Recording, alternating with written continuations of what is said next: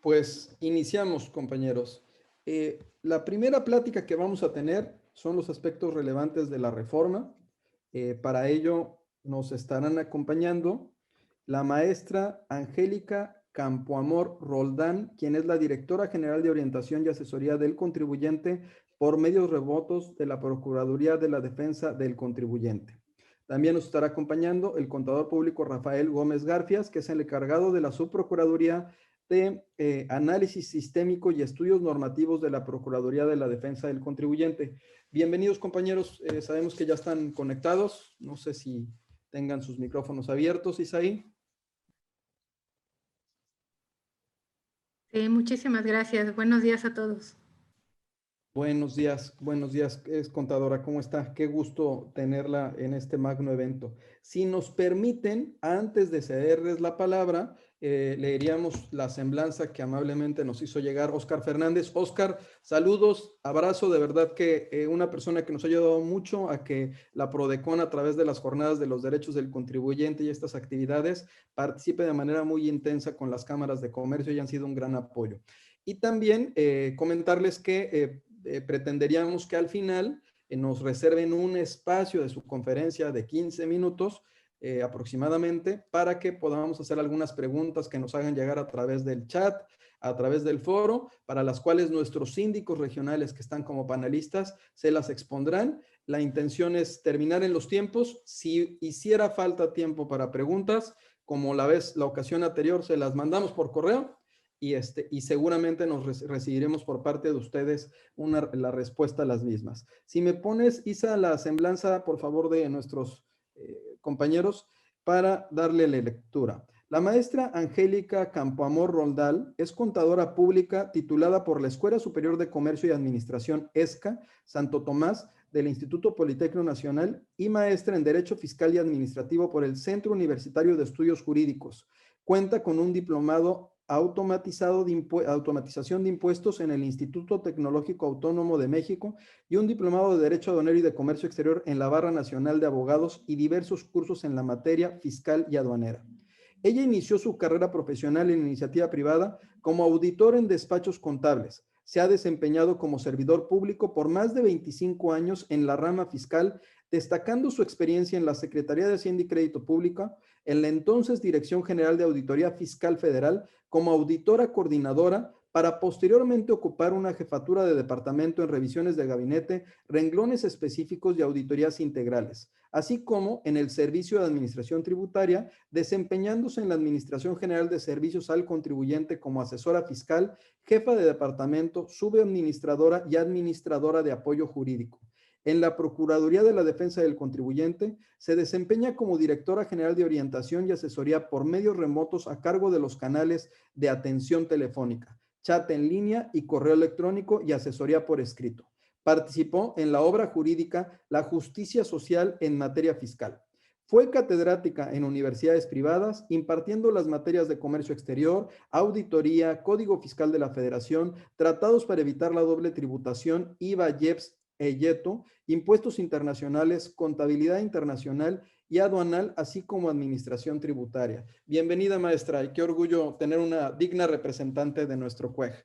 Muy Y amable, gracias. tenemos también al contador público Rafael Gómez Garfias, quien es el encargado de la Subprocuraduría de Análisis Sistémico y Estudios Normativos de la Procuraduría de la Defensa del Contribuyente. Él es contador público egresado de la Escuela Superior de Comercio y Administración, perteneciente al Instituto Politécnico Nacional y cuenta con el diplomado en Ingeniería Económica y Financiera por parte de la Universidad La Salle.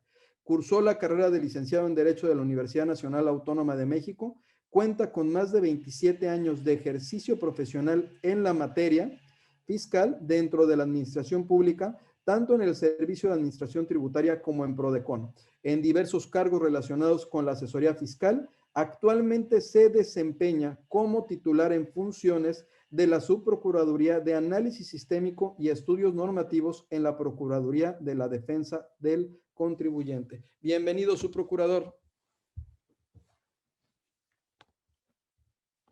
Muy buenos días, muchas gracias. Qué bueno verlos. Pues el foro es de ustedes y los escuchamos atentamente. Que tengan una excelente presentación. Gracias. Muchas gracias. Bueno, pues muy buenos días a todos por parte de el maestro Luis Alberto Plasencia Alarcón. Pues les damos las gracias por hacernos este espacio en tan importante foro y sobre todo a los síndicos, que es una figura extremadamente importante pues para esta parte fiscal, porque siempre lo he dicho, son el termómetro de lo que pasa pues realmente, ¿no? Allá afuera, y eso nos permite tomar algunas decisiones, así como a la propia autoridad. Bueno, pues si me permiten, voy a compartir una presentación para poder comentar los aspectos generales de la reforma fiscal 2021. Algunos temas, bueno, los estaremos tocando un poquito pues rápido para dar paso más bien a las preguntas y las respuestas por parte de Prodecon a esas inquietudes que tengan.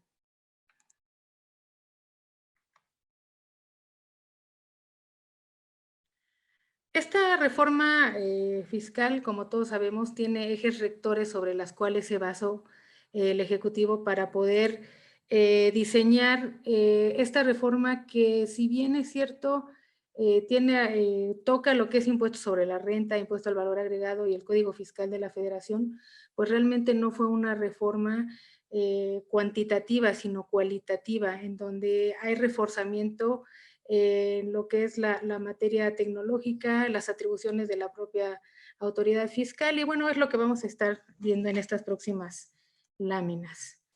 Bueno, pues el pasado 8 de diciembre se publicó esta reforma y estos son los ejes que están rigiendo a la misma. Es la simplificación administrativa y seguridad jurídica para que los contribuyentes tengan claridad de sus derechos y obligaciones, y también está delimitando la actuación de la autoridad fiscal.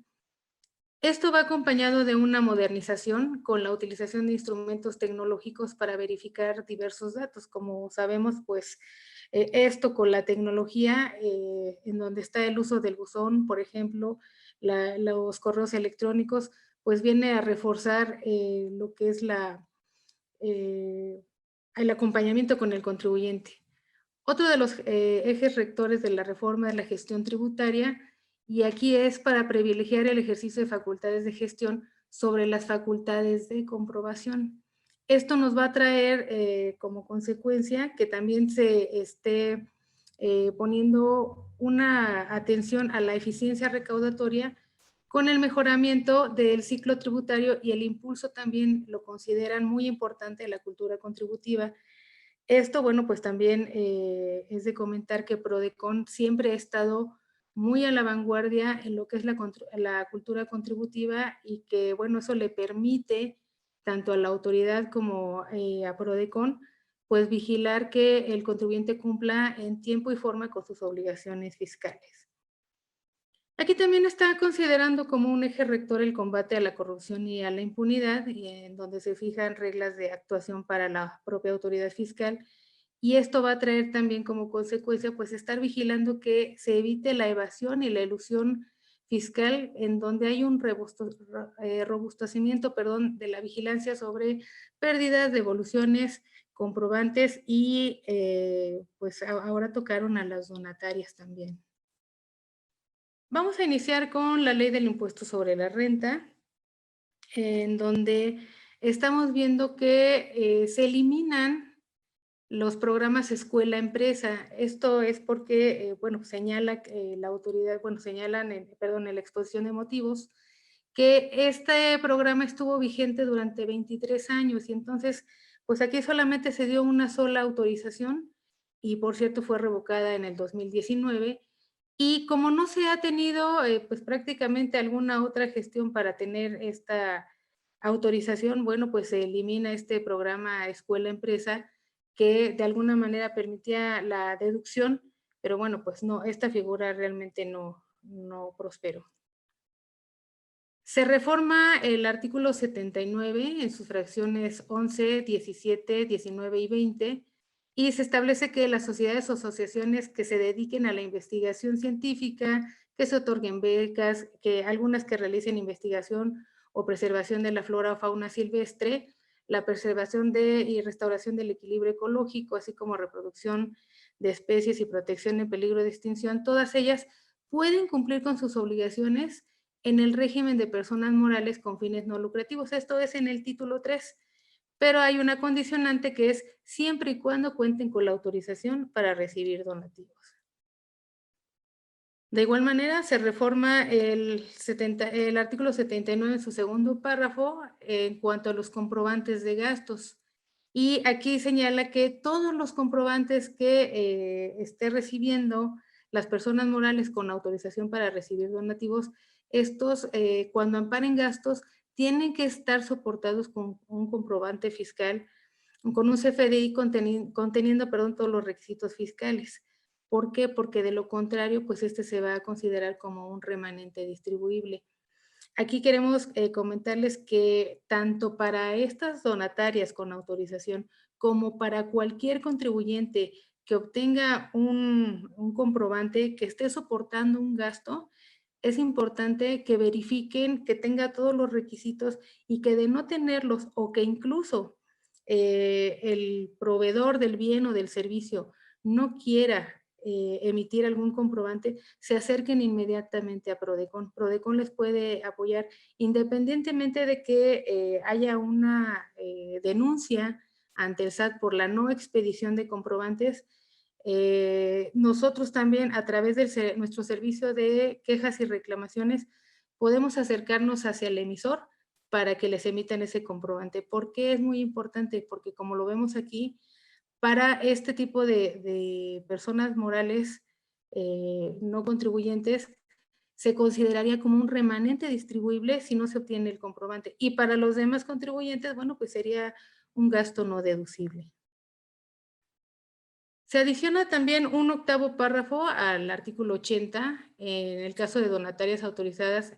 Aquí, bueno, se estuvo analizando por parte del Ejecutivo el que algunas donatarias estaban recibiendo más del 50% de ingresos por actividades distintas a los fines para las cuales fueron autorizadas. Aquí es muy importante que sepamos que para que obtener una autorización, bueno, pues se tiene que comprobar el objeto social y que este sea el idóneo para que se pueda autorizar para recibir donativos deducibles de impuestos. Bueno, pues en este caso y de acuerdo al estudio que se hizo y obviamente a las cantidades que estuvieron reportando estas donatarias, pues se vio que algunas de ellas rebasaban este porcentaje. Entonces, para evitar que se obtengan ingresos y que no estén relacionados precisamente con su objeto social, bueno, pues aquí se reforma este artículo y en cuanto pasen a más del 50%, bueno, pues ya perderán su autorización.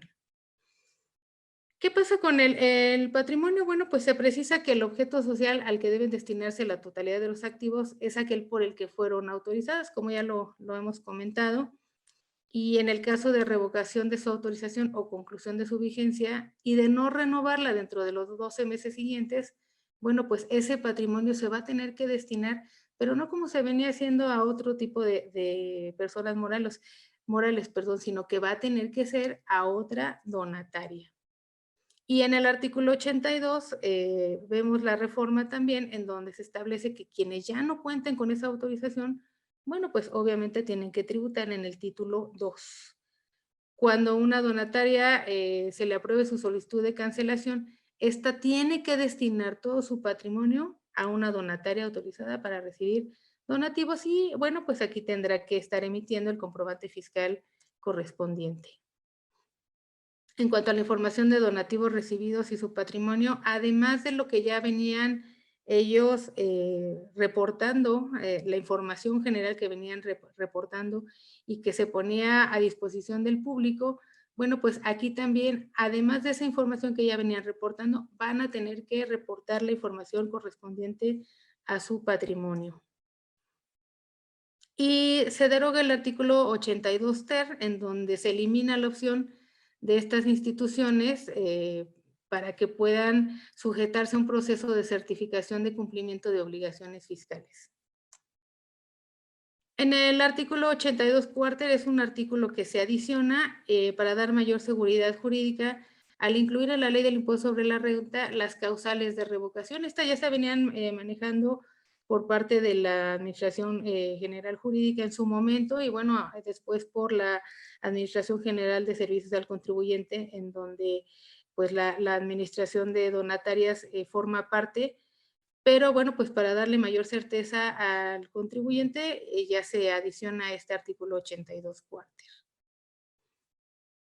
Siguiendo con la ley del impuesto sobre la renta, en su artículo 94 se adiciona un séptimo párrafo y aquí va mucho de la mano con aquellas operaciones que se venían simulando para pues evitar ciertas obligaciones por parte de patrones, por parte de los propios contribuyentes, en donde se establece que cuando los ingresos percibidos por honorarios que sean prestados preponderantemente a un prestatario, honorarios excepcionales y actividades empresariales, cuando excedan ya sea individual o en su conjunto de 75 millones de pesos, la ley establece que ya no van a poder considerarse como asimilables a salario. Entonces, en este caso, bueno, pues los contribuyentes tendrán que tributar y tendrán que pagar su impuesto conforme a los ingresos que perciban, ya sea por honorario, ya sea por honorarios opcionales o incluso por actividades empresariales, que son figuras que se venían haciendo pasar por este tipo de ingresos. En artículos 113A, si recordamos cuando se publicó todo lo referente a las plataformas digitales, en este artículo había una serie de tablas para que el contribuyente se pudiera colocar en uno de los rangos de cada tabla, ya sea de transporte terrestre, ya sea de hospedaje o ya sea de la enajenación de bienes o prestación de servicios. Y de acuerdo a los ingresos obtenidos, bueno, pues el contribuyente se situaba en cada uno de los renglones. Sin embargo, con esta reforma ya hay tasas fijas de retención y para lo que es el transporte de pasajeros y entrega de bienes es el 2.1%, para la prestación de servicios de hospedaje es el 4%, y para la enajenación y prestación de bienes la retención será del 1%. Se adiciona un artículo 113D a la ley del impuesto sobre la renta para que se establezca como sanción a los residentes en el extranjero sin establecimiento permanente en México que estén proporcionando servicios digitales el bloqueo temporal del acceso al servicio cuando incumplan con la retención que están obligados y el entero, obviamente, de este impuesto sobre la renta en el caso de que sean por 3 meses consecutivos. Como les comentaba, bueno, es un poquito rápida la presentación porque sí nos gustaría dar lugar a lo que son preguntas y respuestas. En cuanto a la ley del impuesto al valor agregado, tenemos una adición a la fracción 15 del artículo 15 también de esta ley para que considerar los servicios profesionales de medicina que se presten por personas físicas de manera individual o por conducto de instituciones de asistencia o beneficencia privada como un servicio exento del pago del IVA. En el segundo párrafo de la fracción 2 del artículo 18, bueno, pues tenemos lo que es la enajenación de bienes muebles usados. En el 2020, esta enajenación estaba exenta. Ahora se elimina esa exclusión y ya no se considera exenta el servicio digital de intermediación que tiene por objeto la enajenación de bienes muebles usados. Se adiciona también un tercer párrafo al artículo 18D de la ley del IVA, en donde se establece que los residentes en el extranjero sin establecimiento permanente en México, estamos hablando quienes prestan servicios digitales a través de intermediarios, que consistan en la descarga y acceso a imágenes e información, enseñanza a distancia, clubs en líneas, páginas que operen a través de intermediarios. Estas no están obligadas a cumplir con la inscripción al Registro Federal de Contribuyentes, a ofertar y cobrar conjuntamente con el precio sus servicios digitales de IVA y proporcionar en forma trimestral la información sobre el número de servicios que hayan prestado a los receptores ubicados en territorio nacional. Tampoco están obligados a tramitar su firma y designar un representante legal, siempre y cuando dichos intermediarios efectúen la retención del IVA correspondiente. En este caso también queremos comentarles que cuando haya contribuyentes a los que no se les realice la retención por parte del intermediario, o incluso que haya intermediarios que no estén efectuándolo, que tengan otro tipo de obligaciones fiscales, también pueden acudir a Prodecon para que nosotros le demos la asesoría correspondiente y no tengan algún problema con la autoridad fiscal. Se adicionan a esta ley del impuesto al valor agregado los artículos 18H bis, 18H ter, cuarter y quintus a esta ley para establecer sanciones ante el incumplimiento de obligaciones previstas en las fracciones 1, 6 y 7 del artículo 18D, que tienen los residentes en el extranjero que no tienen un establecimiento permanente en México y que estén proporcionando servicios digitales. En caso de no pagar el impuesto o no presentar declaraciones informativas en 3 meses seguidos o 2 periodos trimestrales consecutivos, bueno, pues se les cancelará su inscripción en el registro y se dará de baja del listado de inscripción.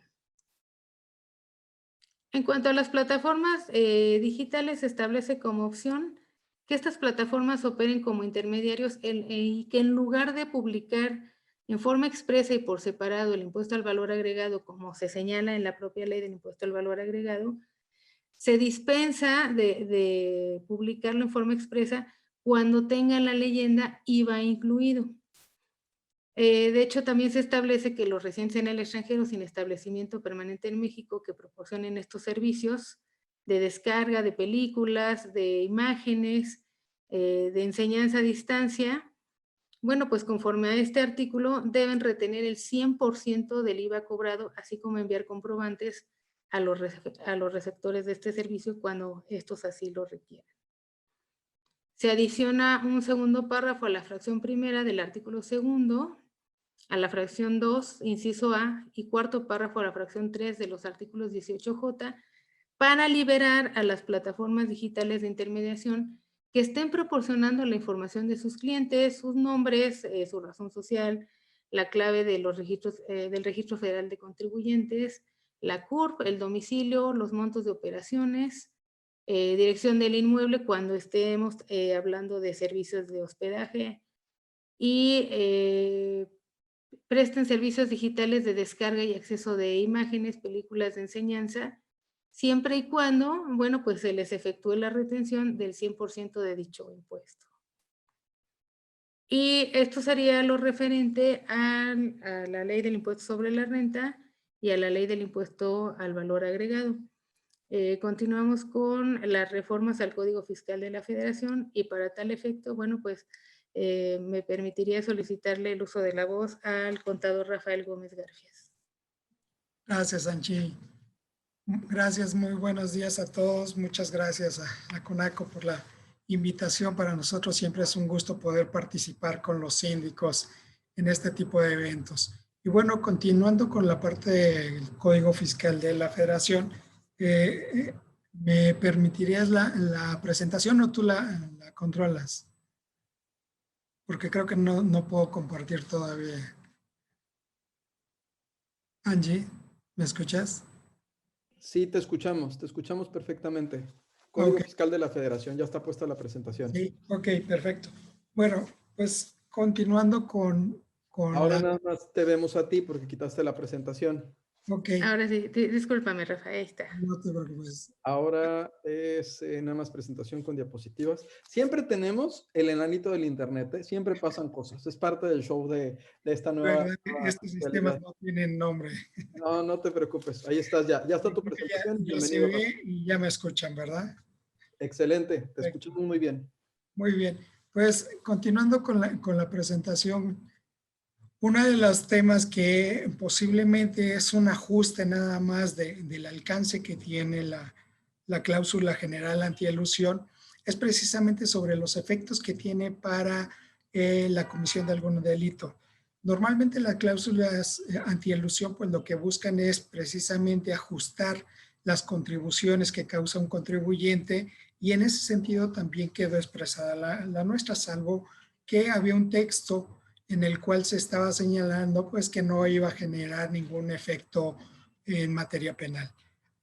Con la reforma se está precisando que efectivamente se van a buscar exclusivamente los efectos fiscales al determinar las contribuciones y sus accesorios, pero tampoco va a generar ningún perjuicio a las investigaciones o responsabilidades penales que pudiera originar la comisión de algún delito en materia penal, el efecto que hubiera realizado con algunas operaciones el contribuyente. Y bueno, también tenemos algunas modificaciones en código respecto a ajustes en la operación del buzón tributario, como precisar la zona horaria en la cual se va a estar utilizando, que será precisamente la zona centro de la Ciudad de México con la que va a estar operando. También se hacen algunas precisiones respecto del tema del pago diferido o en parcialidades, donde se está precisando que también cuando se emite un comprobante fiscal directamente al público en general, se va a considerar una enajenación a plazos o un pago diferido.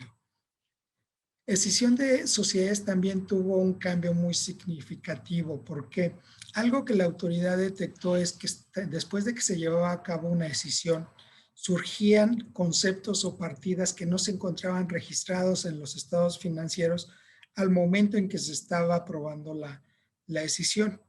Entonces, este efecto ahora, si lo detecta la autoridad, va a tener como consecuencia que la escisión de sociedades que tradicionalmente no se considera una enajenación, sea considerada como tal para efectos de impuestos sobre la renta. Cancelación de sellos y restricción temporal de certificados también tuvo un cambio, y esto se deriva también de todas esas acciones que se están llevando en contra de los emisores de comprobantes fiscales y los transmisores de pérdidas fiscales, en los cuales al momento en que se detecte que están en este supuesto, de inmediato van a pasar a la cancelación del sello digital. No van a tener la posibilidad de una restricción temporal, y en consecuencia, en el momento en que la autoridad los determine como EFOS o como transmisores de pérdidas, será automática la cancelación de sus sellos digitales. También hay una modificación en el plazo. La autoridad contaba con 3 días para poder emitir la respuesta a la aclaración que se presente a la cancelación de sellos, y ahora va a ser un plazo de 10 días. También en el tema de la restricción temporal, se había establecido hasta el año pasado que no había un plazo para que el contribuyente presentara su aclaración para subsanar cualquier irregularidad en la restricción temporal del sello digital. Ahora ya se restringe exclusivamente a 40 días, va a ser el tiempo que va a estar restringido temporalmente un sello.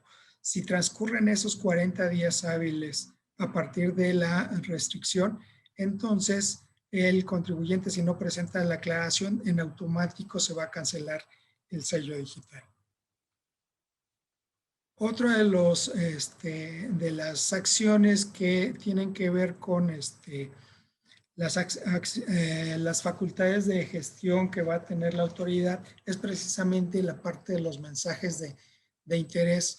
Ya en su momento la autoridad fiscal venía emitiendo información a través de correos electrónicos, los números celulares se están integrando básicamente cuando se ligan al buzón tributario para enviar información a los contribuyentes, y dentro de ellos también se va a estar incluyendo información fiscal o respecto del cumplimiento de sus obligaciones fiscales. Otro tema también muy importante y que vale mucho la pena analizar es precisamente las devoluciones de saldo a favor.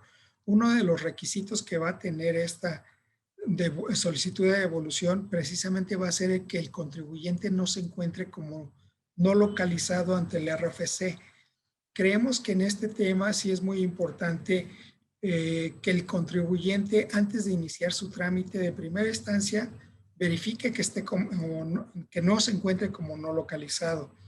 Que además, también al momento que la autoridad acuda, efectivamente sean a esos contribuyentes que están como no localizados, que ya no se encuentran en ese domicilio, a los que se les registre de tal manera al momento en que acudan a verificar el domicilio del solicitante de la devolución.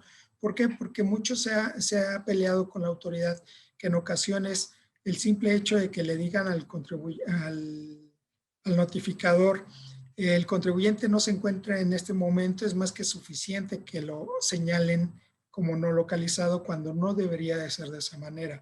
La no localización, ya sea del RFC del contribuyente o de su domicilio, pues debe ser precisamente cuando esta persona ya no es localizable en ese lugar. Y otra de las consecuencias que va a tener este señalamiento por parte de la autoridad es que no va a interrumpir el plazo de prescripción de la devolución. Como recordarán, tenemos 5 años para solicitar también un saldo a favor y se interrumpía con cada gestión de solicitud de devolución. Si el contribuyente lo tiene la autoridad marcado como no localizado, tampoco va a generar que ese trámite detenga o suspende el plazo de prescripción correspondiente. También una de las atribuciones que le están otorgando a la autoridad cuando está revisando una solicitud de devolución a través del ejercicio de facultades, pues va a poder determinar si en una sola solicitud de devolución o si existen varios trámites, puede emitir una sola resolución con la cual abarque la totalidad de esos trámites que está resolviendo de ese contribuyente. Y también se le amplía de 10 a 20 días el plazo que la autoridad tiene para emitir la resolución en que recaiga la facultad de comprobación con la que está resolviendo la devolución. Asimismo, se estableció un artículo transitorio para que las solicitudes de devolución que se encuentren en trámite les sea aplicable la norma vigente al momento en que fueron presentadas. Como parte de lo que vimos en el tema de las escisiones de sociedades, también en el tema de responsabilidad limitada hubo un cambio muy interesante. Como recordarán, la responsabilidad solidaria tiene una limitante para efectos de la escisión de sociedades. Cada una es responsable en la parte que les corresponde al capital que tienen al momento de llevar a cabo la decisión. Esta limitante deja de ser aplicable si se detectan efectivamente partidas que no existían antes de la decisión y que posteriormente aparecen en estas sociedades. Asimismo, sucede una situación similar para los contribuyentes que son empresas nacionales o son residentes en el extranjero que tienen un establecimiento permanente en el país, cuando realizan operaciones con partes relacionadas y crean un establecimiento permanente. En ese momento, esos nacionales van a ser también responsables solidarios por las contribuciones que generen esas partes relacionadas que estuvieron realizando la operación aquí en el país. En materia del Registro Federal de Contribuyentes también tuvimos cambios muy interesantes. Por ejemplo, el tema de la actualización del correo electrónico y el número telefónico del contribuyente. También el tema de la informativa de socios o accionistas. Como recordarán, desde el año pasado el Servicio de Administración Tributaria ha estado solicitando que se actualice la información de todos los socios o accionistas cuando se lleva a cabo alguna modificación o adecuación en los integrantes. Algunos contribuyentes, de hecho nosotros también le hicimos la consulta al SAT para determinar el alcance de esta declaración informativa, porque hacía referencia a socios particularmente, y muchos contribuyentes dentro de su estructura pues no contemplaban la figura de socios. Teníamos patronos, por ejemplo, en el caso de beneficencia pública, y por lo tanto pues, estaban en la duda si tenían o no que registrarte. Con la modificación creemos que ya quedó muy clara el alcance que tiene esta declaración informativa y se precisó que tenía que ser aquellas personas que formaban parte de la estructura orgánica conforme a los estatutos o legislación bajo la cual se constituye la persona moral. y en cuanto tengan que realizar se realice alguna modificación o incorporación de algún integrante, pues tendrán la obligación de presentarla. También uno de los cambios y que ya se está estableciendo dentro del Código Fiscal son precisamente los cambios al RFC por autoridad. Estos cambios implicaban que si la autoridad en su base de datos detectaba que algún contribuyente tenía alguna situación particular, podría llegar a suspenderlo o incluso en algún momento aumentarle sus obligaciones. Ahorita se está precisando que el SAT, si no detecta movimiento o actividad en un registro federal de contribuyentes durante más de 3 ejercicios fiscales, podrá suspenderle o disminuirle las obligaciones en los sistemas que la autoridad tiene para controlar el registro federal de contribuyentes.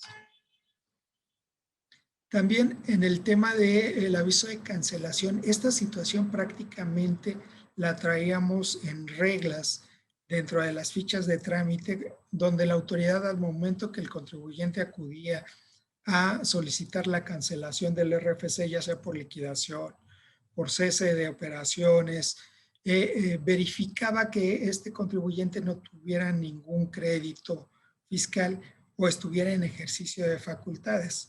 Algo que nos llamó mucho la atención es que está incluyendo como un supuesto para no otorgar la cancelación del RFC, incluso que el contribuyente se encuentre dentro del artículo 69-69B del Código Fiscal, o bien que sus ingresos declarados no concuerden con los comprobantes fiscales que hubiera emitido. Es decir, que los contribuyentes tendrán que corregir esta situación previo a poder entrar al proceso de cancelación del RFC. También en el tema de comprobantes fiscales se establece una característica que vale la pena analizar con lo que se está haciendo en todo el tema de pago en parcialidades o diferidos. Y es precisamente la expedición de comprobantes fiscales cuando se liquide un saldo pendiente de pago. También se incluyó otro supuesto para emitir comprobantes, que es la exportación de mercancías cuando estas no son objeto de enajenación o cuando esa enajenación fue a título gratuito. ¿Por qué? Porque se estaban dejando de emitir esos comprobantes para amparar esas operaciones. También se precisa que el SAT, mediante reglas de carácter general, va a señalar facilidades para que se emitan comprobantes con operaciones con el público en general. Se hace la precisión de que todos los requisitos de cantidad, unidad, clase, de bienes o mercancía o la descripción de los servicios o el uso o goce que contenga un comprobante tiene que estar referenciada a los catálogos que en específico esté emitiendo el servicio de administración tributaria. Y este es el punto que les comentaba que se me hace muy interesante y que creo que vale la pena valorar, precisamente porque se hace una modificación en el artículo 29A que establece que cuando el pago se realice de manera diferida, se deberá emitir un comprobante fiscal cuando se realice la operación y otro en el momento en que se realice el pago, aun cuando la contraprestación se pague en una sola exhibición. ¿Qué es lo que venía sucediendo? En muchas ocasiones se emitía un comprobante fiscal que amparaba la operación como tal, pero quedaba pendiente de pago. Es decir, iba a ser un pago diferido o un pago en parcialidades. Y se emitía el comprobante con esa modalidad. Pero en el momento en que recibíamos el pago en una sola exhibición, el contribuyente dejaba de emitir ese comprobante. ¿Qué es lo que sucede ahora ya en el esquema de expedición de comprobantes fiscales a través de CFDI? Que los comprobantes van a amparar o tenemos dos obligaciones que amparan en estos comprobantes. Por un lado, la operación y por otro lado, el flujo del dinero, es decir, el pago. Entonces, si esa operación se conjuga en un mismo momento, pues lo que vamos a tener es un comprobante emitido con pago en una sola exhibición, en ese momento que van a parar esas dos obligaciones. Pero si tenemos una operación en la cual la entrega de la mercancía se realiza en un momento, se emite el comprobante correspondiente, pero no existe pago, necesariamente tendrá que existir el comprobante que vendrá a ser el complemento de pago con el cual amparar el momento exacto en que se lleva a cabo el pago de esa operación. Y esto lo precisan porque sí han habido muchos casos en los que dejan los contribuyentes de emitir ese complemento de pago para darle seguimiento a la obligación que ahora existe por el flujo del efectivo. En contabilidad también tenemos unos cambios muy interesantes que vale mucho la pena observar, principalmente desde el momento en que vamos a llevar estos controles adicionales. Uno de ellos, y es precisamente por el aspecto de los acuerdos que se dan o las controversias en tratados internacionales en los cuales el contribuyente pudiera estar involucrado, y en esos supuestos esa documentación se va a tener que conservar por todo el tiempo en que la sociedad esté operando. Tradicionalmente el tiempo para conservar la contabilidad pues es de 5 años, pero no es absoluto, va a variar dependiendo del tipo de operaciones que estemos realizando, y en este momento pues los cambios que se están haciendo en el Código Fiscal son más precisos sobre estos temas. Otro tipo de documentación que se tendrá que conservar por más de los 5 años es precisamente todos los movimientos que se refieren al capital social, donde no solo se están integrando con la documentación o la contabilidad que ampare esos movimientos, sino que se van a estar incluyendo otros elementos adicionales como los estados de cuenta, fichas de depósito. En el caso de que el aumento sea en especie, tendrán que ser los avalúos, las actas que se hubieran levantado para la suscripción o liberación de las acciones también se tendrán que estar incorporando en un periodo mayor a los 5 años para poder presentarlos ante las autoridades fiscales. Y lo mismo va a suceder en el momento en que se distribuyan o paguen dividendos. En estos casos, pues también que implican la afectación a las cuentas de capital o a la cuenta de utilidad fiscal neta, pues también estos registros y estos elementos que soportan esos registros tendrán que conservarse. Estados de cuenta, fichas de depósito, los registros contables que se hagan, así como las constancias de entrega de esos recursos tendrán que conservarse durante el tiempo que la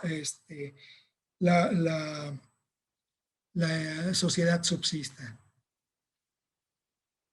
Y también como parte del auge o las modificaciones a las gestiones a la facultad de gestión que tiene la autoridad, toda la parte de asistencia y difusión que está establecida en el artículo 33 del Código Fiscal tuvo un cambio muy, muy interesante. Se están especificando muchas de las actividades que venía realizando la autoridad respecto de cartas de invitación, notificaciones que hacía el contribuyente, y se está precisando que la autoridad va a poder proporcionar a toda la ciudadanía en general pues información en materia fiscal, así como la asistencia. También se está precisando que las autoridades podrán invitar a los contribuyentes a acudir a las oficinas con el objeto de orientarles en cuanto a su situación fiscal y el correcto cumplimiento de sus obligaciones. Este tipo de invitaciones, prácticamente en Prodecon hicimos un análisis sistémico que generó que en todas las cartas de invitación se incluyeran información de la Prodecon y la posibilidad de que el contribuyente acudiera a Prodecon. Precisamente desde prácticamente el 2015-2016, cuando empezó con su programa de caídas recaudatorias o de conductas atípicas, y con los cuales llamaba a los contribuyentes para mostrarle la situación tributaria en la cual se encontraba y las posibles diferencias que pudiera tener el contribuyente. Adicionalmente, dentro de estas atribuciones que va a tener la autoridad, va a poder estar informando de manera periódica información respecto de la utilidad del contribuyente, conceptos deducibles, incluso establecer riesgos de imposición cuando exista posiblemente una desviación por parte del contribuyente en el cumplimiento de sus obligaciones tributarias. Y todo esto lo vamos a tener próximamente regulado a través de reglas de carácter general. También en el tema de envío de declaraciones prellenadas, que ya también se venía haciendo por parte de la autoridad, pues lo establece ya en las partes del artículo 33, fracción cuarta, para tener la base jurídica con la cual el contribuyente va a poder estar enviando todas estas declaraciones con la información del posible pago o la contribución que tenga que hacer el contribuyente. También en el tema de aseguramientos tuvimos cambios muy importantes en los cuales incluso Prodecon intentó hacer una propuesta ante la comisión para que se delimitara bien el concepto de terceros relacionados con el contribuyente o responsables solidarios, precisamente porque la exposición de motivos hacía referencia a que estas medidas de apremio iban a ser respecto de contribuyentes que estuvieran vinculados con el contribuyente cuando éste se ubicara en una situación de una simulación de operaciones y este tercero pues estuviera vinculado con ese tipo de actividades. Sin embargo, el término quedó así dentro del Código Fiscal como terceros simplemente relacionados con el contribuyente, y en el caso de que se opusieran al inicio de las facultades del procedimiento administrativo de ejecución, pues el tercero también podría ser asegurado precautoriamente respecto de sus bienes o su negociación, y se le practicaría este aseguramiento hasta por la tercera parte del monto de las operaciones o actos que hubiera realizado con el contribuyente. Asimismo, también se modificó la prelación en el aseguramiento para iniciar ahora con depósitos bancarios, dinero, metales preciosos, posteriormente inmuebles y bienes muebles, y al último la negociación del contribuyente, así como bienes intangibles y obras artísticas. Otro de los cambios que se tiene, que son prácticamente de procedimiento, es establecer que si una persona atiende la diligencia o se niega a firmar o aceptar la copia del acta, esto se deberá sentar dentro del acta y no se afectará la validez de la misma. Otro tema que la autoridad perdió muchos juicios, que hubo muchas sentencias en su contra, fue precisamente sobre la valoración que hacían los auditores en el momento de estar levantando las actas, porque ellos no tenían la facultad para ello. Con esta reforma que se incluye en el artículo 46, se le está otorgando la facultad a los visitadores para realizar la valoración de los documentos que se presenten en la visita, y que esta valoración queda asentada dentro de las actas correspondientes. También se hace una precisión que en la visita domiciliaria podrá abarcar diversos lugares donde el contribuyente pudiera estar realizando sus actividades, como pueden ser oficinas, bodegas, almacenes, y también se contempló la emisión de una o más actas de verificación en la visita domiciliaria.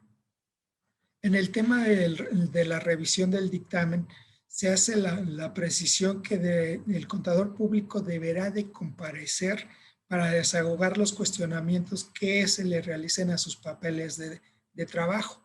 Pero esta comparecencia es exclusivamente con el contador. Se hace la precisión que no va a poder proceder la representación legal en su caso.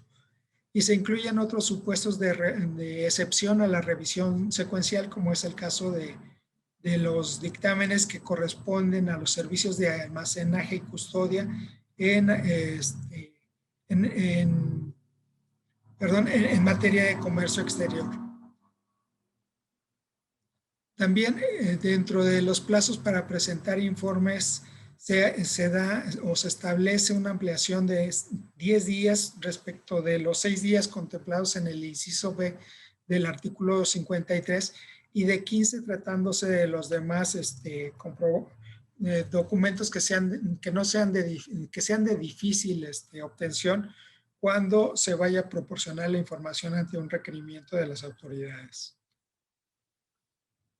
En el tema de revisiones electrónicas en materia de comercio exterior, se está precisando que esta podrá tener un plazo de 2 años para concluir dentro del procedimiento de la compulsa internacional. Respecto de la transmisión dentro de la transmisión indebida de pérdidas fiscales se establece que los contribuyentes van a poder solicitar una prórroga de 10 días adicionales a los 20 que establece el artículo 69 bis para aportar información y documentación con objeto de desvirtuar los hechos que en las actas se establezcan. En materia de acuerdos conclusivos, tuvimos un cambio muy importante, ya que, como recordarán, el acuerdo conclusivo se podría presentar antes de que se emitiera la resolución determinante del crédito. Incluso muchos contribuyentes llegaban a presentarla cuando estaban recibiendo ya la notificación para hacerles la entrega del acta. Sin embargo, la autoridad ante este tipo de casos consideró que era conveniente reducir el plazo y dentro de esta modificación pues se contempló que fueran 20 días posteriores ya sea al acta final, a la notificación del oficio de observaciones o a la resolución provisional tratándose de revisiones electrónicas para que el contribuyente pudiera presentar su acuerdo conclusivo. Incluso parte de lo que sucede dentro del acuerdo conclusivo es que se establecen ya supuestos de improcedencia, como es el caso de devoluciones, que de hecho no se gestionaban acuerdos conclusivos de devoluciones. Compulsas internacionales tampoco son ya materia de acuerdos conclusivos. En el caso de actos derivados de cumplimiento de resoluciones o sentencias, tampoco van a ser supuestos en los cuales se pueda presentar el acuerdo conclusivo. Y en el caso de contribuyentes que se ubican en el supuesto del artículo 69, tampoco va a poder ser un supuesto de presentación del acuerdo conclusivo. Otra de las características que se le da al acuerdo conclusivo es que tampoco va a ser indisputable en el caso del ámbito internacional. Como recordarán, ahora que se establece la sanción para aquellos contribuyentes que prestan servicios a través de plataformas digitales, los concesionarios de la red pública de telecomunicaciones tienen que ser los que establezcan el bloqueo temporal para este tipo de contribuyentes.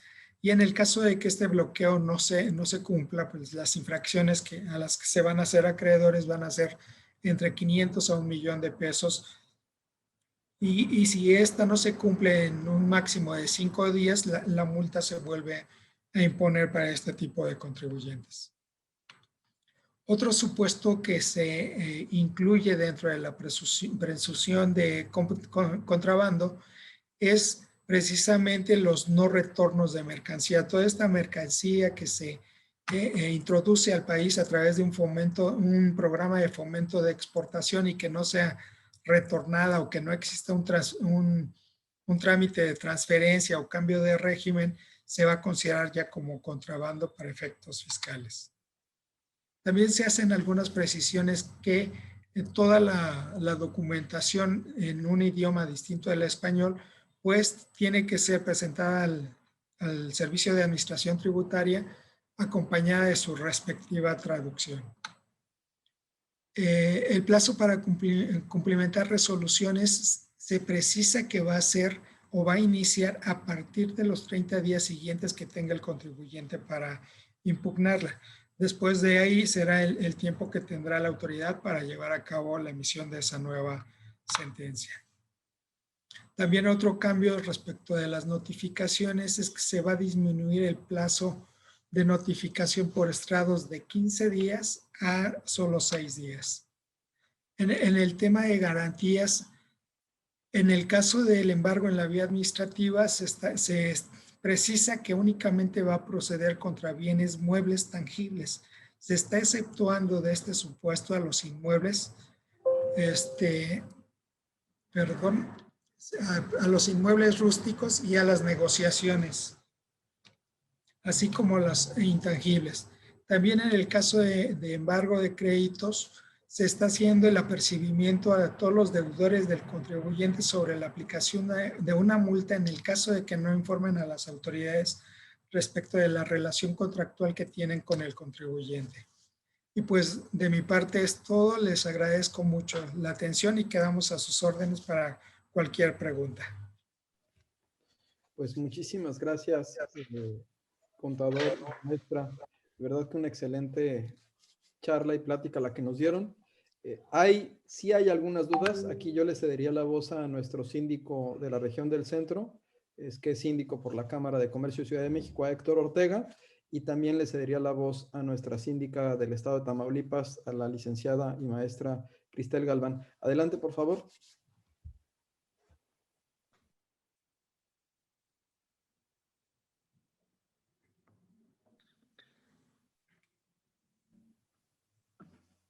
Buenos días a todos, ¿cómo están? Aquí desde Tamaulipas, les saludamos, un gusto saludarlos, contadora Angélica Campoamor y licenciado Rafael Gómez Garfio aquí. Bueno, una de las preguntas que nos hacían Lilian Gómez es: ¿las plataformas digitales deben de generar factura por el uso de la misma?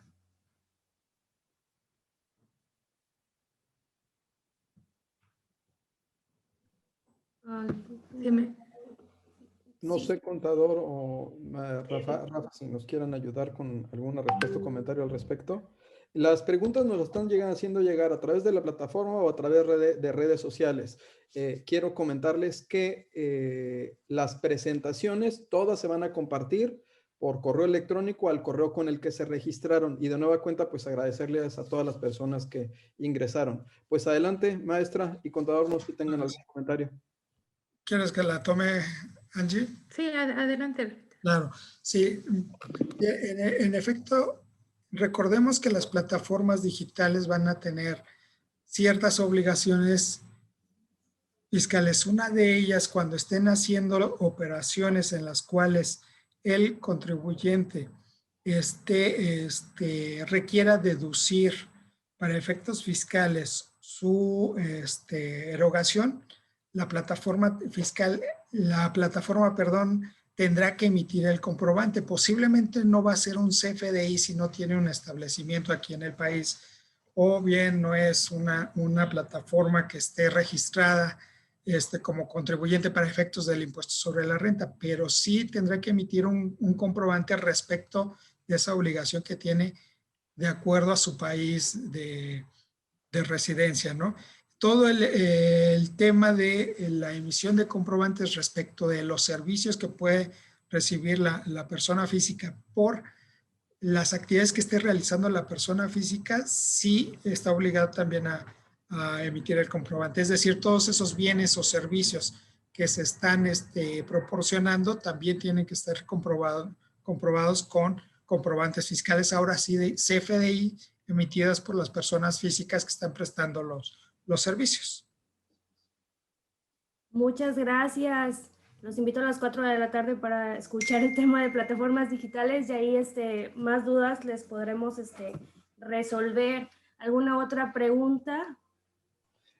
Don Héctor, no sé si tengas alguna, Héctor Ortega, si quieres abrir tu micrófono. Gracias, Octavio. Muy buenos días a todos. Sí, maestra Campoamor y contador Rafael Gómez, muy buenos días. Tenemos aquí unas preguntas que más bien estamos viendo que tienen problemas con el CFDI. ¿sí? Vamos a ver si nos pueden ayudar aquí con esta, ¿sí? Dice, una empresa maquiladora que retorna al corporativo en el extranjero un activo fijo que fue importado de forma temporal con un pedimento tipo A1, ¿debe expedir CFDI por esta operación? Bueno, aquí lo primero que tendríamos que ver es si nos están señalando que están retornando mercancía. Quiero suponer que no es un A1, que es una importación-exportación definitiva. Sí. Tendría que ser con un V1, que son los pedimentos que utilizan todas las maquiladoras, IMEX, Altex, que tienen este tipo de programas.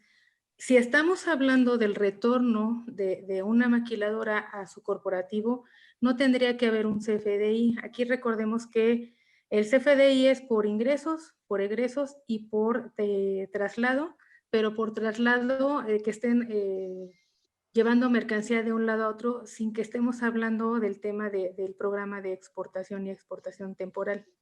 Entonces, aquí en el caso concreto, no tendría que hacerlo, puesto que el B1 o el V1 es una declaración que se hace ante aduanas y eso estaría soportando la mercancía.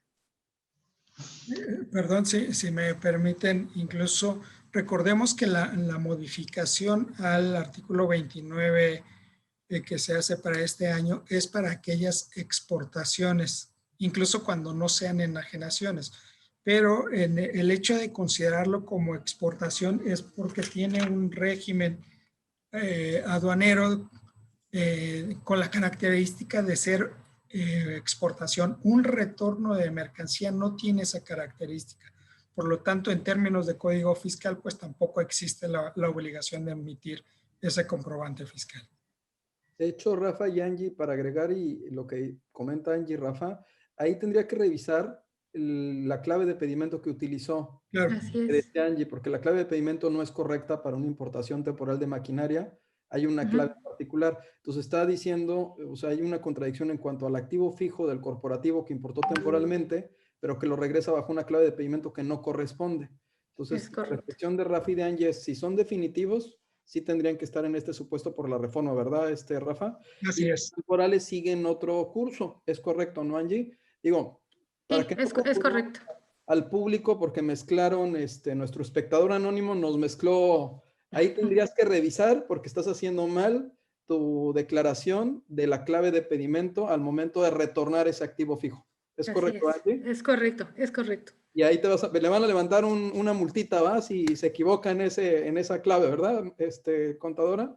Sí, porque de hecho, por ejemplo, cuando utilizamos la V1 o la B1, como lo queremos ver, están parando precisamente ese retorno. Pero si utilizamos la A1, que es la exportación definitiva, ahí incluso la autoridad pudiera presumir que hay una enajenación del bien, no el retorno al corporativo del extranjero, sino incluso hay una enajenación y obviamente pues ahí no hay un comprobante, ¿no? Entonces ahí vendría una serie de sanciones para el contribuyente. Entonces sí, efectivamente, Octavio, pues hay que revisar las claves de pedimento. Así es, porque hay varias claves, o sea, está desde el B1, el AF de activo fijo, el RT, entonces hay que checar eso. Ya nos dijo Angie que hay que revisar eso. La reforma, entendemos, es para el tipo de operaciones definitivas en su caso. Don Héctor y Cristel, no sé si tengan alguna otra pregunta de nuestro. Tengo otra pregunta, Octavio. Bueno, nada más complemento que creo que en la cuestión de comercio exterior hay que tener mucha atención acerca de cómo se llevan los formatos porque causa muchos problemas y consecuencias de multas. Entonces, muy importante ver esto. Como decía la maestra, hay que ver todos estos pedimentos, cómo se llenan adecuadamente y cuáles son los que se requieren, ¿sí? Tenemos otra pregunta aquí que usted es muy actual, pero bueno, no sé si nos puede ayudar a contestar, que es, ¿cuál es el criterio de la autoridad en referencia con el domicilio fiscal ahora en la modalidad del home office, trabajo desde casa del contribuyente? ¿Sí? Esto, pues básicamente, creo que el domicilio fiscal habría que ver aquí dos cosas. que una podría ser el domicilio fiscal de la empresa y otra del trabajador. Pero bueno, yo les doy la pregunta como nos la hicieron, criterio de la autoridad en referencia con el domicilio fiscal ahora en la modalidad del home office. El domicilio fiscal en la modalidad de home office. ¿Sabes qué pasa, Rafita? Te lo voy a poner así. Las empresas de servicios, en su mayoría, con la pandemia y con el quédate en casa, no están despachando desde sus oficinas, sino desde las casas están prestando los servicios. Entonces me imagino que la pregunta va en la reflexión de que pues si te hacen una visita y no tienes la abierta la instalación, pero sí estás prestando el servicio a través de la modalidad de teletrabajo de home office, ¿qué sucede? ¿O qué si han tenido ustedes algún reporte de que les digan que el domicilio no está localizado o que tengan algún problema para acreditar que efectivamente están prestando los servicios? Creo que va la pregunta se encamina hacia esta nueva modalidad. ¿Cómo acreditaríamos que efectivamente prestamos el servicio o estamos localizados cuando hay una contradicción entre que es esencial que las facultades que lleve a cabo la autoridad, pero tú a lo mejor tu actividad no lo es y la prestas a distancia? Sí, efectivamente tenemos ahí una distinción que nos ha generado toda la contingencia sanitaria para poder estar llevando a cabo las actividades desde el domicilio fiscal, que es donde todos los comprobantes deberían de tener esa característica, llegar o ser emitidos al domicilio fiscal, que es lo que nos marca nuestra norma. No hemos tenido ninguna problemática que se nos hubiera presentado que la autoridad esté descartando esos comprobantes o que esté considerando como no localizable al contribuyente por esa razón. Nosotros hemos considerado que ese tipo de comprobantes pues siempre tienen que estar referidos al domicilio fiscal, independientemente que ahorita no esté, digamos, abierto, porque si no tendríamos que estar haciendo aperturas de establecimientos o de domicilios fiscales distintos ante la autoridad fiscal, y eso también sería complejo para todos los contribuyentes, ¿no?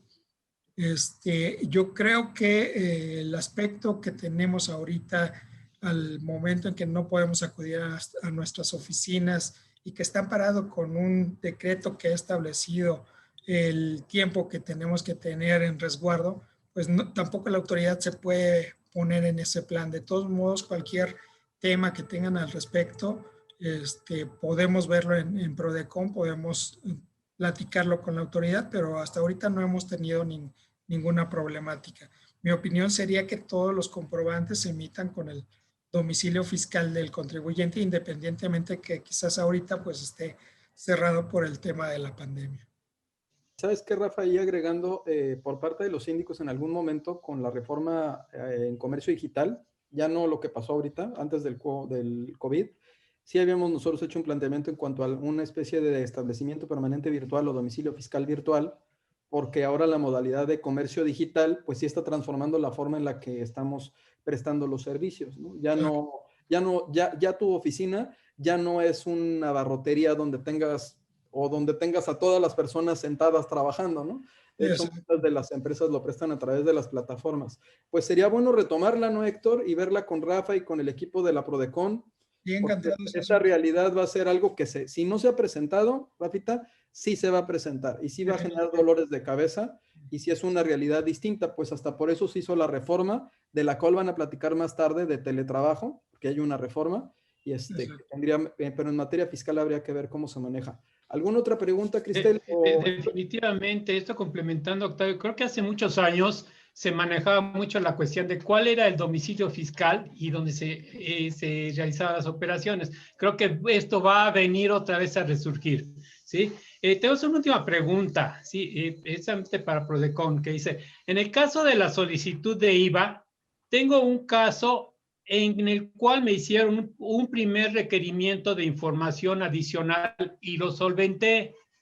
Después me hicieron un segundo requerimiento y también se solventó, pero en el inter de que venciera el plazo del segundo requerimiento, me llegó un desistimiento de la devolución a la solicitud. ¿Esto es correcto por parte de la autoridad?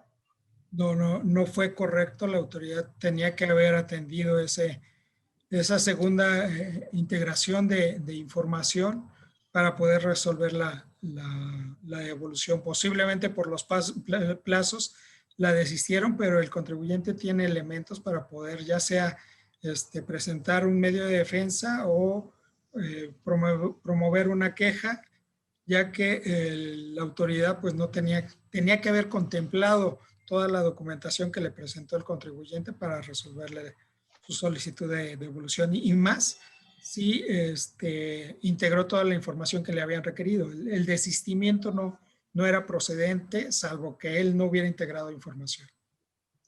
Claro, Y incluso en este esto caso, estaba antes. Sí, perdón. perdón, discúlpame, Héctor. En este caso, lo que puede hacer el contribuyente es acercarse a Prodecon inmediatamente.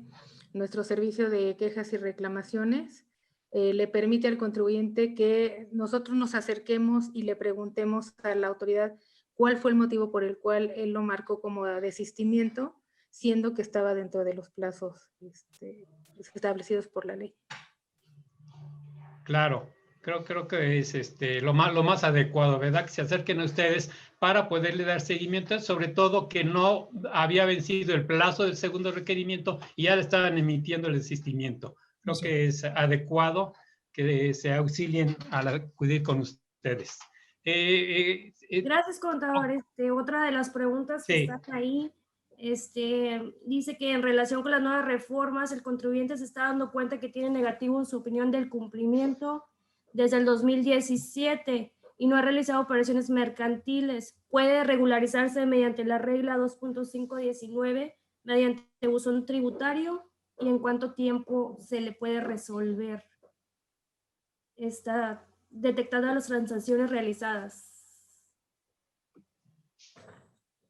Pero llevó a cabo, perdón, operaciones. Bueno, aquí nos dice que no ha llevado ningún tipo de operación. Bueno, aquí es importante comentar que aún si no llevó operaciones, pero estuvo activo en el Registro Federal de Contribuyentes, esto es que no está suspendido, y tenía la obligación de presentar declaraciones. Es importante que las regularice, porque muchas veces el contribuyente lo que hace es, bueno, no tengo actividades, pero tampoco cumplo con la presentación de las declaraciones. Entonces, primero hay que regularizarse y una vez que se regularice en un plazo aproximado de 72 horas, es cuando puede solicitar la opinión de cumplimiento.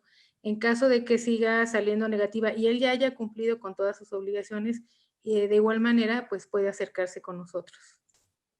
Okay, muchas gracias. Y otra de las preguntas es respecto a las exportaciones. ¿Una IMEX está obligada a emitir pedimento de exportación? ¿Una qué, perdón? Es que no escuché. ¿Una IMEX está obligada a emitir pedimento de exportación? Recordemos que cuando retornamos mercancía, ya sea porque la hayamos traído para un tiempo límite, que es la temporal, para reparación o para manufactura, y la retornemos, perdón, en todo momento debe de existir un pedimento de exportación. Gracias. ¿Alguna otra pregunta? Si me permites, Cristal. Sí, sí. Aquí hay otra, esta lo vamos a ya externar. Hay muchas que nos están realizando de CFDI, pero les recuerdo que por la tarde, más adelante, vamos a tener entre nosotros alguien que nos va a hablar de CFDI y podemos dar respuesta a todas estas que nos están enviando. Hay una última que quisiera hacerles a la maestra Campoamor, al contador Rafael Gómez. ¿sí? Dice... entonces, ¿es correcto realizar transferencias virtuales intercompañías con pedimentos clave B1 o se debería utilizar la clave B5? Bueno, aquí como lo comentaba el licenciado Octavio, sí tenemos que revisar el tipo de retorno que estamos haciendo, porque como lo comentaba hace un momento, a veces la traemos para únicamente hacer una manufactura, a veces para reparación, a veces la trajimos y la regresamos sin ningún tipo de modificación. Entonces, pues sí, tenemos que ver qué tipo de retorno es para poderles indicar si es una B1 o una B5. No es así decirle yo una B1 y se regresa. Depende de la operación que se esté realizando. Correcto. Sí. Octavio, pues creo que hay muchas de CFDI, como comentaba, pero más adelante vamos a hablar de CFDI y creo que las dejamos para adelante. Hay dos que también vamos a ver plataformas digitales, pero que sería interesante saber su comentario. Una que si vende por plataforma digital, si la persona que vende está obligada a emitir factura, es una pregunta recurrente. Y la segunda es que, no sé si ustedes tengan conocimiento o si lo pueden plantear, que se ha establecido por medios informativos que se pagará un impuesto por los depósitos en efectivo después de cierto monto, que si es así y si existe alguna tasa. No sé si quieran hacer son comentarios que salen de lo del CFDI. Y ahorita les pasamos otras dos preguntitas más que tenemos por aquí. No tenemos ninguna referencia que se hubiera establecido alguna posible reforma para gravar depósitos en efectivo. Hace mucho tiempo también hubo un rumor similar que se descartó completamente. Entonces, a la fecha no hay nada que establezca alguna contribución que se haga de cubrir sobre depósitos en efectivo. Si me permites, Octavio, sí, he visto publicaciones que erróneamente están difundiendo eso. Definitivamente, como dice el contador, no hay nada a ese respecto, pero sí, publicaciones que pretendemos pensar que son serias han hecho esas publicaciones, pero definitivamente estoy de acuerdo y con el contador no hay nada que modifique porque esa ley dejó de tener vigencia hace años. Sí, de hecho les pediríamos que pudieran visitar nuestro portal de internet en www.prodecon.gov.mx y ahí hay una serie de banners con información muy importante del día, por ejemplo, como esta. Y en uno de los banners precisamente que se subió al portal de internet, señala que esta información es falsa, como bien lo señala el contador Rafael. Hicimos una investigación, no hay ninguna legislación que señale que se deban de pagar impuestos por esa cantidad. No, y preferimos preguntar, y vámonos a las páginas oficiales. Hay páginas oficiales con terminaciones oficiales. Hay que tener cuidado con todas las notas y noticias que se manejan a través de las redes sociales, porque sí hay un problema con la información, pero pueden recurrir a las páginas oficiales y no a sus síndicos del contribuyente para que les acerquen la información. Aquí hay otra pregunta respecto a las modificaciones del Código Fiscal de la Federación y el aspecto de las cartas invitación, si ya están más reguladas en esta reforma, Rafa, si hubo algún planteamiento o modificación. Y en efecto, ya digamos hasta el año pasado la autoridad lo hacía como parte de sus facultades que interpretaba, tenía en términos del 33 de Código Fiscal. Ahorita ya es una atribución expresa por el Código Fiscal que puede invitar a los contribuyentes a conocer su situación fiscal, que puede enviarles esas invitaciones para cumplir de manera adecuada con sus obligaciones fiscales. Y ahora pues esta atribución lo que viene a hacer es simplemente fundamentarse. Ya lo venían haciendo, ya era algo que era cotidiano, que ya se había en determinado momento impugnado en tribunales y que se había determinado que no se estaba afectando al contribuyente, no se le generaba ningún perjuicio. La autoridad pues bajo esas resoluciones pues pudo llevarlas a cabo y ahora pues simplemente les está ya fundamentando, ya tiene un fundamento para llevar a cabo todas esas invitaciones a los contribuyentes. Oye, excelente. Y dos preguntitas más. Y si no, después se las llevan y nos dicen. Son dos temas que me parecen muy importantes. Adelante. Rafita y Angie, el tema de las citas. Al ratito va a estar el SAT, pero el tema de las citas, de verdad que creo que todos ha sido muy complicado. Si tienen ustedes alguna información de las citas, yo he visto que las citas es muy difícil, pero hay un canal de Twitter no oficial que ahí sí todo el mundo se entera que ya se abrieron citas, pero no hay forma de enterarnos por otro medio oficial. ¿hay algún vehículo o mecanismo que ustedes están viendo con el SAT para que en ese aspecto fluya mayor la información de las citas? Y la otra, de tarea, si no saben la respuesta, ¿qué pasa? Es una pregunta de la doctora María Guadalupe que nos dice, los que hayan fallecido, ¿no? ¿Cómo van a cancelar? ¿Cómo van a cancelar su RFC? Los que hayan fallecido, ¿no? O sea, los familiares, si existe algún procedimiento, pues es una realidad. ¿Qué pueden hacer en cuanto a esto? Si ustedes están tratando de asesorar a esas familias o se pueden acercar con ustedes. Adelante. Claro, por supuesto. Angie, primero las damas. Hayan fallecido, voy a contestar esta pregunta.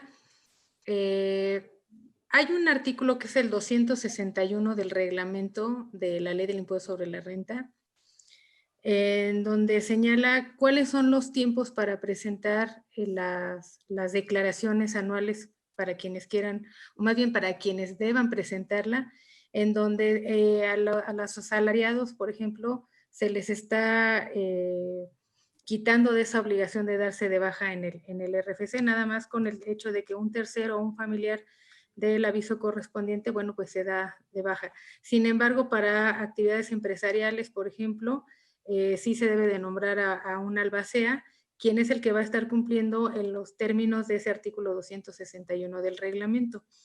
Incluso en la página de internet, en la parte de personas físicas, en declaraciones anuales, si ahorita ustedes entran, hay una declaración por fallecimiento. Nos acercamos con la Central de Declaraciones y Pagos para preguntar acerca de esta declaración, porque si nosotros le damos un clic en no es un contribuyente fallecido, pues nos saca de la aplicación.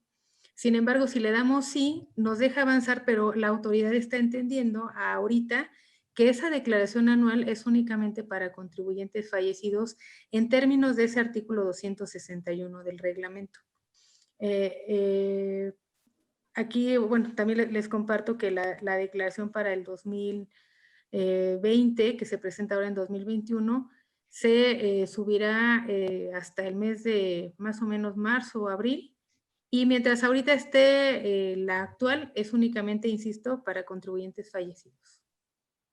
Gracias. Si me permites complementar la información.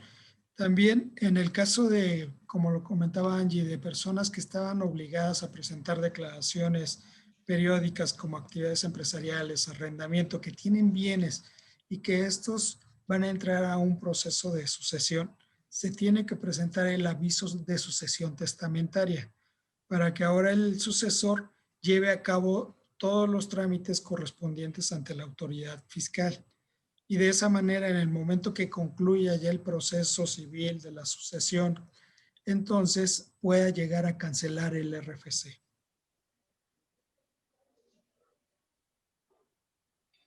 Pues es información muy, muy importante. ¿Tendremos, Angie y Rafa, alguna notita por parte de ustedes? Creo que sería súper interesante verlo con el titular en cuanto al ABC, el 1, 2, 3, los 10 pasos, o sea, algunas recomendaciones, de acuerdo, incluso nos coordinamos con ustedes, porque pues es una realidad lo que está sucediendo, ¿no? Claro. Y es desafortunado, pero bueno, por lo menos que ese recorrido para hacer sus trámites, pues podamos acercarles información. ¿Te parece, Rafa? Excelente, sí, por supuesto, la hay vamos que, trabajando. entiendo, Angie, que tú estás a cargo de casi todas las llamadas y la información, o sea, es parte de tu área, ¿no? Entonces te enteras Sí, de así todo lo que te preguntamos en todo México, ¿no? Sí, así es. Muy a la orden. Oye, y Angie, para casi concluir, ¿alguna de las preguntas más recurrentes que te hagan o que te lleguen, que sea de lo más recurrente que esté llegando ahorita, que nos quieras compartir, sobre todo que te está escuchando el sector terciario, el de comercios, el de servicio y el de turismo, que pues bueno, son de sus principales usuarios y de los que principalmente a través de nuestras aportaciones apoyamos a México? Pues generalmente es el tema de las devoluciones, es casi el top 10, en donde una de las preguntas que nos hacían era ¿por qué me están desistiendo? O incluso ¿por qué me negaron las devoluciones? Ese es uno de los principales temas que tenemos. el cumplimiento de obligaciones acerca de las plataformas digitales y bueno, pues ya precisamente el tema que comentaba yo de la declaración anual para personas fallecidas y que se puso sobre la mesa también con el maestro Plasencia para hacer algún banner o algún documento para que puedan tener más información. Es un tema pues sensible, lo sabemos, pero que también debe de conocer el contribuyente. Perdón, Octavio, para no dejarlo pasar y respecto de las citas, fíjate, sí hemos tenido muchas quejas, principalmente sobre el tema de las citas. Lamentablemente el Servicio de Administración Tributaria también está con un problema serio de contagios en su personal que no le ha permitido dar el servicio que normalmente viene prestando. Es parte de la información que nos ha aportado en el momento que les hemos presentado quejas sobre este tema y por lo tanto ahorita nosotros hemos suspendido cualquier gestión referente a las citas. Por lo menos estamos pensando en otorgar algún tiempo para que esto se regularice. Sí están conscientes de la problemática que se ha generado, pero también el problema que tienen es que no tienen la capacidad del personal ahorita para poder brindar el servicio al nivel que se requiere. Nosotros también en ocasiones gestionamos algún trámite y solo estamos a expensas de poder saber en algún momento la existencia de la apertura de las citas, que se van dando muy poco, pero es prácticamente de acuerdo a la capacidad que tiene ahorita el SAT para poder atender a los contribuyentes. Oye, Rafa y Angie, pues de verdad una excelente y valiosísima presentación. Les volvemos a confirmar a todos, se va a mandar la presentación, ya nos la hizo llegar Oscar Fernández, se va a mandar con una liga para que la puedan tener todos, que se va a compartir a los correos electrónicos que se registraron al Congreso. Y pues por parte de nosotros nos queda más que a Angie y a Rafa, pues agradecerles esta valiosa información, felicitarlos, de verdad que estamos muy orgullosos de su desarrollo y desempeño, nos sentimos siempre que nos están auxiliando, nos ha tocado escucharlos en distintos foros, han estado con nosotros en las jornadas del contribuyente y no nos queda más que agradecer al titular en funciones, al maestro Plasencia y también a nuestro buen amigo Oscar Fernández, que es quien hace posible que ustedes estemos compartiendo y comentando de manera constante con ustedes. Y pues no sé, Isa, si podamos poner el diploma, que es un pequeño reconocimiento virtual que dice: la Confederación de Cámaras Nacionales de Comercio, Servicio y Turismo, mediante la Coordinación Nacional de Síndicos, otorga el presente reconocimiento a la contadora pública Angélica Campoamor Roldán por su participación como ponente en la plática virtual Aspectos Generales de la Reforma, impartido el 2 de febrero del 2021 dentro del Congreso de Actualización Reforma Fiscal para 2021. Nuestro presidente lo va a firmar y se los vamos a mandar físicamente. Y también la misma redacción para el contador público Rafael Gómez Garfias, a quienes les agradecemos de verdad habernos compartido esta información y pues nuestro reconocimiento de verdad y agradecimiento. Muchas gracias, de verdad.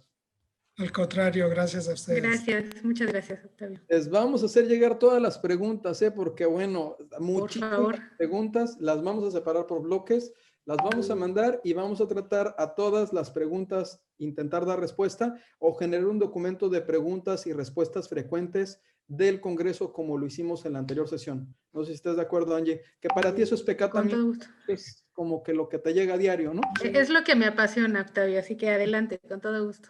Muchas gracias, Angie, de verdad que qué gusto verte y también, Rafa, muchas gracias. Igualmente. Gracias.